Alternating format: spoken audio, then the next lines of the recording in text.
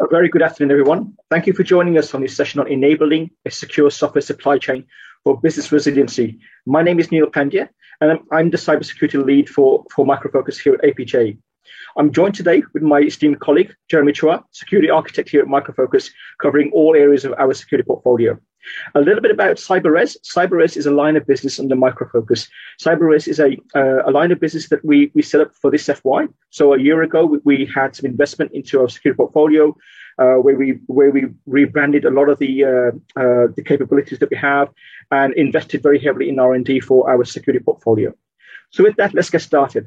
When we look at the supply chain, the software supply chain, there are many key components to the software supply chain. And let's have a look at how we look at protecting every single piece of that supply chain. So when we look at the supply chain, we start off by looking at how we actually enroll developers into our network and give them access to resource and services. That's the first thing. We hire a contractor or somebody from the development team to actually develop code for us. The first thing they need to do is to access resources within the network. Next thing they do is we provision them a workstation. Now, the question here is the workstation itself secure? Have we scanned for any vulnerabilities? Next thing we do is that the developer will install some tools for software development. That's what we hired them to do, and this is their role. So they'll need to install some tools to help them with the project in hand. The kind of things that we want to look for here is there any malware within the software that we're installing? Is it freeware? What about my software compliance? So a number of things that we want to check for here. The next part of this is the job in hand. The developer needs to write application code. So when the code is being written, how do we test the code for any vulnerabilities? Once the code's been written, it needs to be saved to a code repository. So again, what we want to do is to understand how the code repository is being accessed and whether it's been accessed in a normal fashion as we understand the behavior of the developer. Then once the code is ready, it moves into another environment, maybe further testing like a UAT or a system integration. Once the code moves into further downstream testing, it finally moves into a production environment and the code goes live. What we're doing here is we're trying to understand the maturity of our software security assurance. Now, there are key components to this. And when we look at some of the vulnerabilities associated here, we start to address them with some of the technology that we have. So here at Micro Focus, within our CyberRes portfolio, we have an identity and access management solution, NetIQ, that helps us understand how the developer is accessing different types of resources and services within my network. And this is where we start to apply controls around access and have visibility on what's being accessed and how they're accessing that, and also resources as well as different types of applications. When we move into scanning for any vulnerabilities within our platforms that are being used by the developer to build code on, we can actually scan those assets, those platforms for any vulnerabilities. And we have, within our ITOM portfolio, we have technology which scans for known vulnerabilities. We can do automated patching as well. Very, very important to have that capability in place. Next thing we do is we actually control how a developer would install software on their workstation. For example, using MFA and OTP, every time some software is downloaded, we actually challenge the user for an MFA or an OTP. And this way, we ensure that it is the developer who's actually installing the software on their workstation, and it's not someone else doing that. And as the code starts to get developed, we start to test the code for vulnerabilities. My colleague Jeremy will talk a lot more about fortifying it. We'll go into a bit more detail about application code, application security testing, and how we can approach that. So here the code is being tested and scanned for any vulnerabilities, any known vulnerabilities, and we'll talk a bit more about that in the follow-up sessions, follow-up slides by Jeremy. The code's being written and it's being saved to a code repository. Now we have UEBA technologies, user behavior analytic technologies, capabilities, which understands and has a look at how a developer might be reading code from a repository as well as writing code to a repository. And we benchmark how that particular developer is behaving, and we look at new behavior patterns, and we compare them to existing patterns to see if there is any anomaly and how much of a deviation is that from a normal behavior. We also compare that particular developer with their peers as well. So who else has access to this code repository, or certain projects within those code repositories as well. This gives us an indication if there's any insider breach or somebody who's trying to inject vulnerabilities into the code that already exists in my code repository. For example, if I'm reading more code from the code repository than writing, there might be something in there that we need to look at. If I'm writing more code to a code repository than reading, there might be some vulnerabilities that I'm trying to inject into those projects. As the code gets tested, we move using our ADM portfolio, which is our application delivery management, and Fortify. We can move the code into other environments downstream for further testing like UAT or system integration. But we do this in a very, very controlled manner.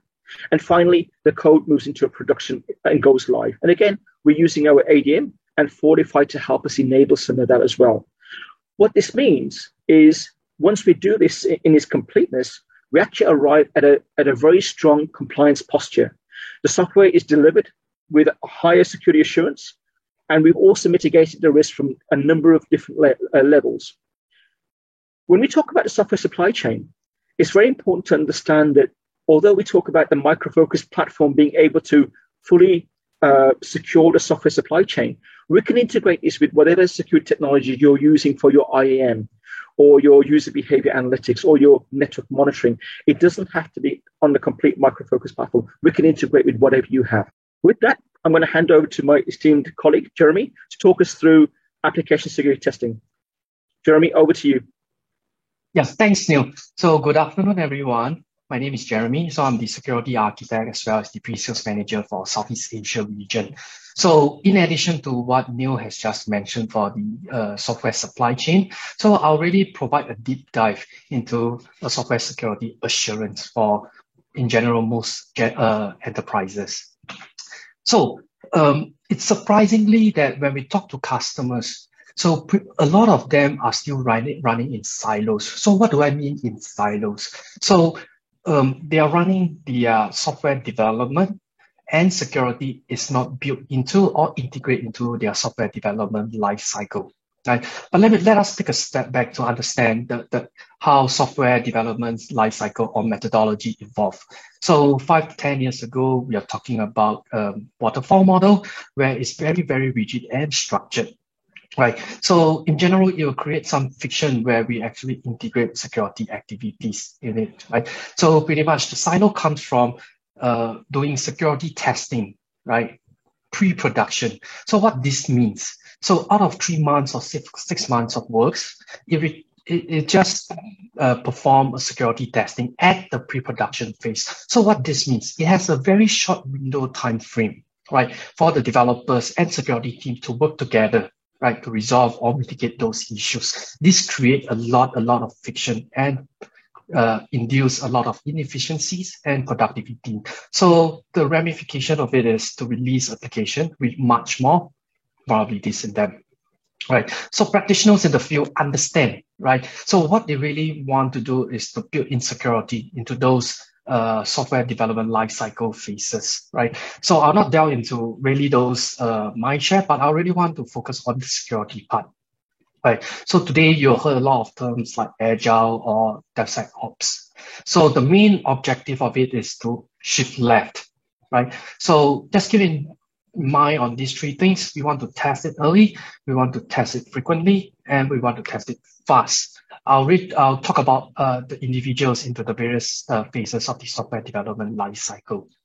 Right. So in the very early phases of software development lifecycle, that's where the security requirements will be part of the software design requirements, right? So what we want is to have a secure by design, right? So the requirements will then translate to some testing where we actually also include security testing as part of the requirements and testing phase. Right. So after which we will have the coding or implementation phase where developers will start writing their code. They'll also leverage open source frameworks or components as part of their development life cycle. Right. Following which, if they are on Agile, basically it'll be a bi-weekly sprint. So they'll do talk about their features and do their testing bi-weekly, and followed by production, where they actually release their software. So moving back to the coding or implementation phase, this is the point where we really want to scan the source code to detect or identify insecure coding practices.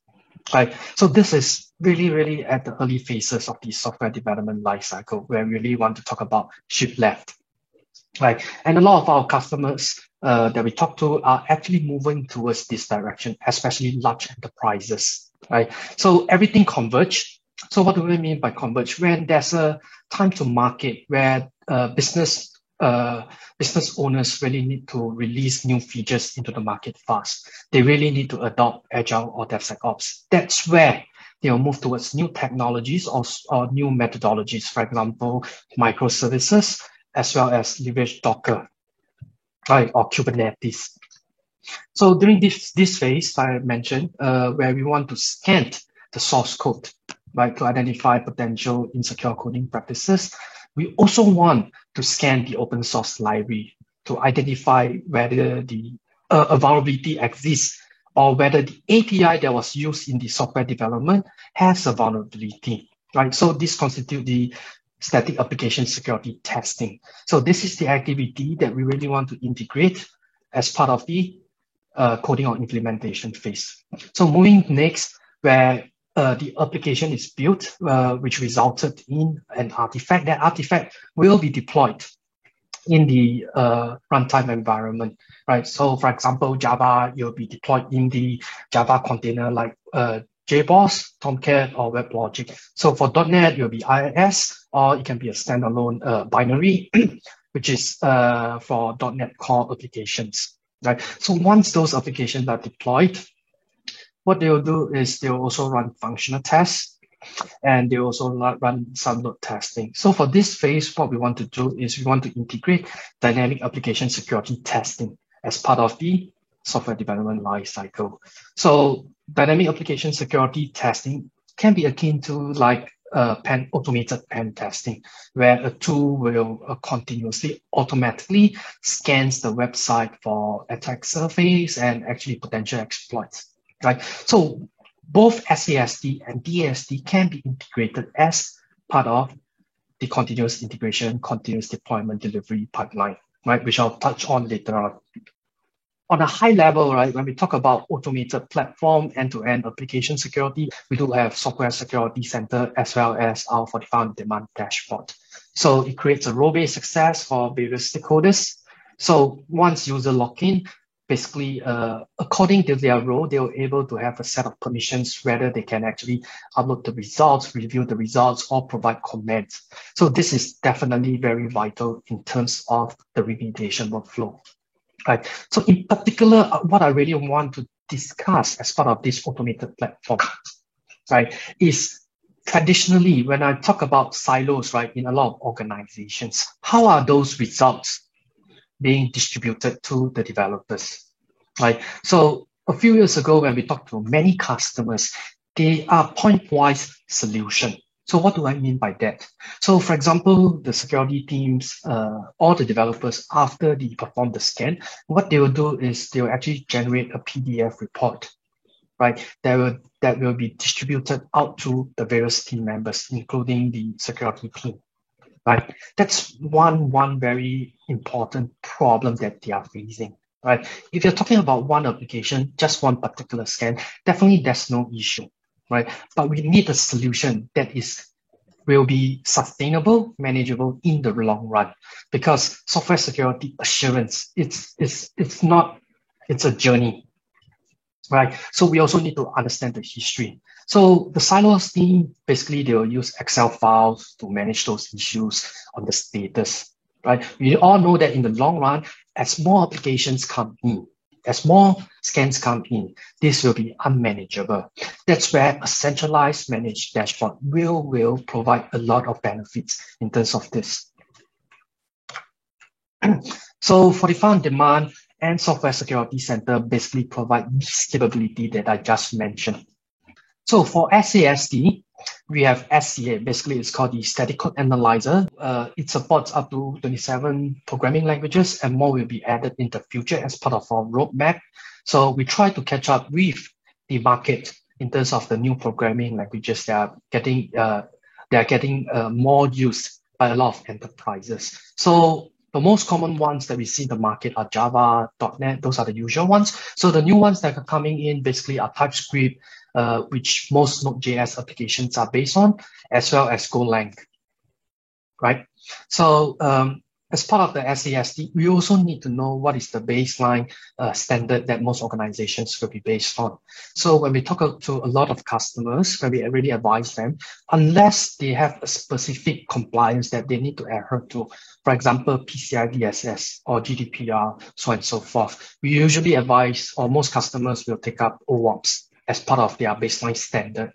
In fact, Fortify support all those standards that I just mentioned, and not only that, we support more categories than those standards. So we also provide the flexibility for customers to create new categories that they deem will be useful to their organization, or they can profile their applications based on those standards that I've discussed. So as part of VSD, we have this solution, which is WebInspect. It basically does the dynamic application security testing on a runtime environment.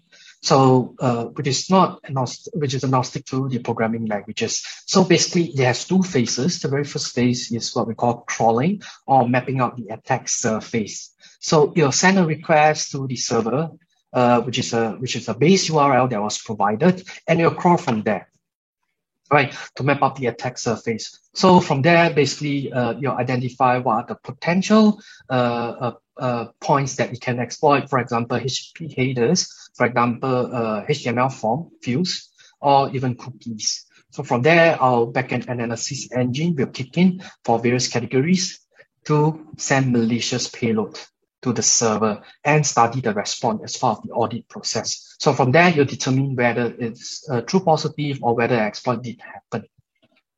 So in addition to that, now more and more mobile applications are being created.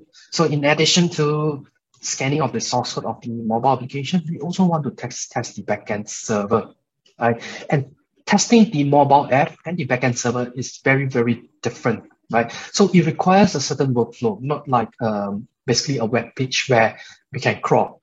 Because basically mobile applications will be using RESTful APIs to communicate with a backend server, right? So definitely there are certain automated flow for functional testers or quality testers to test the workflow. So all this can be captured as part of a proxy file. And this proxy file can be loaded into WebInspect to run automated mobile application security testing for the backend servers. Right. In addition to that, our Fortify on Demand also provide manual testing on top of the backend server, basically taking the mobile application, install on a device and perform manual testing on that. So the next one is more on the architecture perspective, right? When number of applications scale, right? The backend application platform, solution platform that we want to integrate in terms of application security must be able to scan. And to queue the scan, which is to line up the scan when more requests comes in, or to integrate with other technologies, for example, build tools, CI/CD, we have an approach of a centralized scanning. So various build jobs can communicate with the backend sensors or scanners through a centralized way, right? So not only that, we can also integrate with various build tools, for example, Gradle, Maven, MS Build, and so on and so forth, right? As part of the centralized scanning. So you're taking scan jobs and distribute to the backend scanners as well as sensors, right? So this is more of a decoupled architecture, right? And not only that, it is pretty much easier to scale, right? If more demands come up, basically you have to spin up more sensors or more scanners, right? So we all know that in terms of this, you can actually utilize Docker or Kubernetes to achieve this. Basically, you don't need a barebone VM, a barebone machine, or a VM to create a standalone sensors. So as part of the architecture, you can utilize Docker to spin up the scanners or sensors in a container on demand when a scan is required. So as part of the SAST, our technology partner, which is Sonatype, they do provide this capability. And all this that I mentioned can be integrated into the continuous integration, continuous deployment delivery pipeline, right? So in addition to that, we do provide a single unified dashboard to view the SAST results and DST results in the Software Security Center. We also want to provide developer-friendly tools that they can perform the scans in their IDE. So in particular, we do support some of the commonly used IDEs like Eclipse, Visual Studio, IntelliJ-based IDEs. So for example, PHP Storm and Android Studio, right?